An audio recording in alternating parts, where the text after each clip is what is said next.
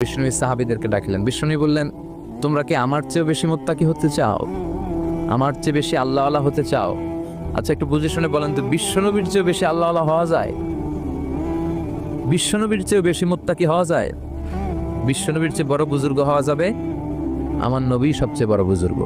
বিষ্ণু বললেন, আমি তোমাদের চেয়ে আল্লাহরে চিনি বেশি, মানি বেশি, আমি তোমাদের চেয়ে বেশি মুত্তাকি। এরপরে আমি বিয়ে করছি, স্ত্রীদের সাথেও মিশি, আবার সময়ও কাটাই। সুবহানাল্লাহ পড়ে।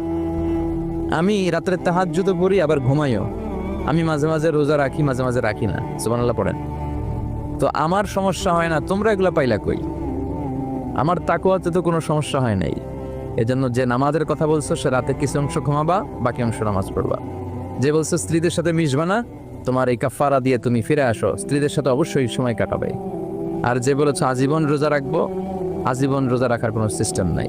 ভেঙে ভেঙে রাখবা, সোমবার বৃহস্পতিবার রাখবা। আর বেশি রাখতে চাইলে একদিন রাখবা, আর একদিন রাখবা না, একদিন রাখবা আর একদিন রাখবা না। এটা সিয়াম ও দাউদ আলাইহিস সালাম, দাউদ নবীর রোজা। এর চেয়ে শ্রেষ্ঠ রোজার হতে পারে